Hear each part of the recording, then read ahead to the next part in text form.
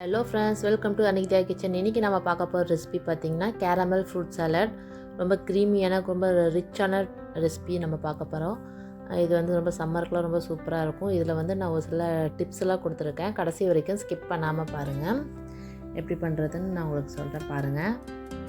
நம்ம முதல்ல வந்து ஒரு பேன் எடுத்துக்கலாம். இதில் வந்து நான் 1 லிட்டர் மில்க்குக்கு வந்து 3/4 கப்பு சுகர் எடுத்திருக்கேன். இது வந்து நம்ம கேரமலைஸ் பண்ண போகிறோம். இதுதான் வந்து ஃபஸ்ட்டு டிப்ஸ். வந்து நம்ம வந்து சுகரை எப்படியா இருந்தாலும் நம்ம ஃப்ரூட் சாலடுக்கு போட போகிறோம். அந்த போடுற சுகரை வந்து கேரமல் பண்ண போகிறோம். 3/4 கப் சுகரை நம்ம பேனில் போட்டு கொஞ்சம் நேரம் அப்படியே விட்டுட்டு அது ப்ரௌன் கலர்ஸ் ஆக ஸ்டார்ட் ஆகும். அந்த டைமில் வந்து நம்ம கலரி விட்டுக்கலாம். ப்ரௌன் கலர் ஆக ஸ்டார்ட் ஆகிற வரைக்கும் நம்ம கலரக்கூடாது. அதுக்கப்புறம் வந்து லேசாக இப்படி நம்ம கலர்னாலும் நான் வந்து அது ஃபுல் சுகரும் வந்து நமக்கு மெல்ட் ஆயிரும். இப்போ வந்து நம்ம 1 லிட்டர் பால் நான் இதுக்கு ஆட் பண்ண போகிறேன். அதை வந்து இப்போ கேரமலைஸ் ஆனதுக்கப்புறம் நான் ஆட் பண்ண போகிறேன். பொதுவாக வந்து நம்ம பால் ஆட் பண்ணி கஸ்டர்ட் பவுடர் ஆட் பண்ணி அப்புறம் லாஸ்ட்டாக தான் வந்து நம்ம சுகர் ஆட் பண்ணுவோம். அந்த சுகரை வந்து நம்ம முன்னாடி இப்போ கேரமலைஸ் பண்ணக்கப்புறம் நம்ம பால் ஆட் பண்ணும்போது வந்து அதோட டேஸ்ட் வந்து ரொம்ப ரொம்ப ரிச்சாக இருக்கும். நீங்கள் கண்டிப்பாக இது ஒரு ட்ரை பண்ணி பாருங்கள். இப்போ வந்து பால் நான் ஆட் பண்ணியிருக்கேன் 1 லிட்ரு. பால் வந்து நீங்கள் கேரமலில் ஆட் பண்ணும்போது பால் சூடாக இருக்கணும். ஆறுன பால் ஜில்லுன்னு பாலை நம்ம ஆட் பண்ணக்கூடாது. இப்போ ஆட் பண்ணோன்னே பார்த்திங்கன்னா அந்த கேரமெல்லாம் வந்து அடியில் ஒட்டுற மாதிரி இருக்கும். பட் பயப்பட வேணாம். நம்ம லேசாக கலரை விட்டாலே அது மெல்ட் ஆகி இது மாதிரி வந்து பாருங்க பாலோட கலர் நல்லா சேஞ்ச் ஆகிடுச்சு. இப்போ வந்து நம்ம கஸ்டர்ட் பவுடர் ஆட் பண்ணிக்கலாம். நான் வந்து இப்போ ஃபுட் கஸ்டர்ட் பவுடர் எடுத்திருக்கேன். வெனிலா ஃப்ளேவர் தான் எடுத்திருக்கேன். இது வந்து ஒரு 2 டீஸ்பூன் எடுத்துக்கலாம். 2 டீஸ்பூனில் கொஞ்சமாக பால் ஆட் பண்ணிக்கலாம். ஒரு 1/4 கப்பு பால் ஆட் பண்ணிவிட்டு கட்டி இல்லாமல் நம்ம இதை கலக்கி விட்டு இதை வந்து இப்போ இந்த கேரமல் பாலில் வந்து நம்ம ஆட் பண்ணிக்கலாம்.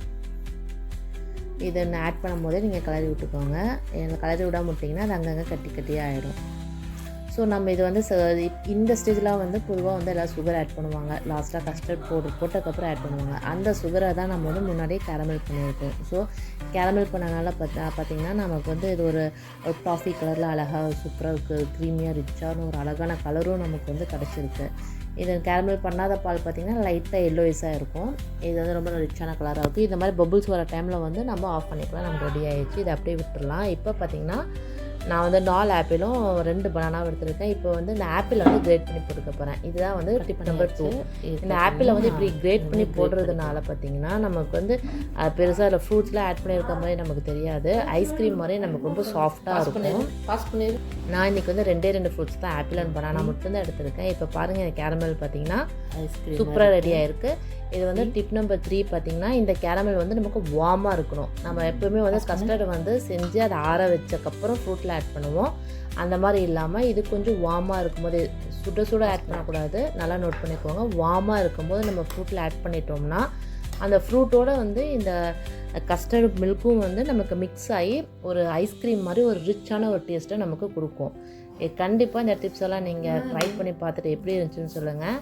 இப்போ பொதுவாக கட் பண்ணி போடுறதுக்கு பதிலாக ஃப்ரூட்ஸ் வந்து நம்ம இந்த மாதிரி கிரேட் பண்ணி ஆட் பண்ணிக்கலாம். பனானாவை குட்டி பீசஸாக நம்ம கட் பண்ணிக்கலாம். வார்மான கஸ்டர்ட் மில்க்கை போட்டு இப்படி நம்ம ஆட் பண்ணி இப்படி ஃப்ரிட்ஜில் கொஞ்சம் நேரம் நம்ம வச்சு எடுத்துகிட்டு வந்துடலாம். இப்போ வந்து நமக்கு தேவையான ட்ரை ஃப்ரூட்ஸ்லாம் வந்து மேலே போட்டுக்கலாம். நான் வந்து காஜு, பாதாம், அப்புறம் வந்து காஞ்ச திராட்சை ஆட் பண்ணியிருந்தேன். பிளாக் கிரேப்ஸ் ஆட் பண்ணியிருந்தேன்.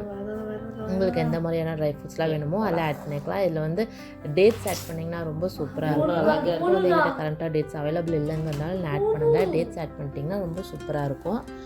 இதை வந்து நீங்கள் சில்லுன்னு ஃப்ரிட்ஜில் கொஞ்சம் நேரம் வச்சு நீங்கள் சர்வ் பண்ணிக்கலாம். ரொம்ப ரிச்சான க்ரீமியான ஒரு நார்மலான ஒரு ஃப்ரூட் சாலடை விட இது கொஞ்சம் டிஃப்ரெண்ட்டாகவும் டேஸ்ட்லேயும் வந்து ரொம்ப அட்டகாசமாக இருக்கும். பிள்ளைங்களாம் பார்த்திங்கன்னா ரொம்ப விரும்பி சாப்பிடுவாங்க. பிள்ளைங்க மட்டும் இல்லை, பெரியவங்களும் ரொம்ப விரும்பி சாப்பிடுவாங்க. கண்டிப்பாக இதை நீங்கள் இந்த சம்மருக்கு ஒரு தடவை செஞ்சு பாருங்கள். செஞ்சு பார்த்துட்டு கமெண்ட் பண்ணுங்கள் எப்படி இருந்துச்சுன்ட்டு. இதே மாதிரி ஏதாவது வித்தியாசமான ரெசிபி வேணும்னாலும் எனக்கு கமெண்ட் பண்ணுங்கள். நம்ம கண்டிப்பாக செய்யலாம். இதை வந்து நீங்கள் கூலாகவும் சாப்பிட்லாம். நீங்கள் கூல் பண்ணுறதுக்கு முன்னாடி கூட சாப்பிட்டாலுமே நல்லாயிருக்கும். பட் பொதுவாக ஃப்ரூட் சாலட்னாலே கூலாக தானே சாப்பிடுவாங்க. அதனால் ரொம்ப சூப்பராக இருக்கும். இது வந்து கேரமலைஸ் பண்ணியிருக்கிறதுனால இதில் அதிகமாக கேரமல் பண்ணியிருக்காங்க, இது ரொம்ப உடம்புக்கு கெடுதல் அப்படிலாம் கிடையாது. நம்ம பொதுவாக நாம் ஆட் பண்ணக்கூடிய சுகரை வந்து நம்ம முன்னாடியே கேரமல் பண்ணி ஆட் பண்ணியிருக்கோம். அவ்வளோதான், வேறு எந்த டிஃப்ரென்ஸும் கிடையாது. பொதுவாக ஃப்ரூட்ஸ் எல்லாம் கட் பண்ணி போடுவாங்க. நம்ம வந்து ஆப்பிள் வந்து கிரேட் பண்ணி போட்டிருக்கோம்.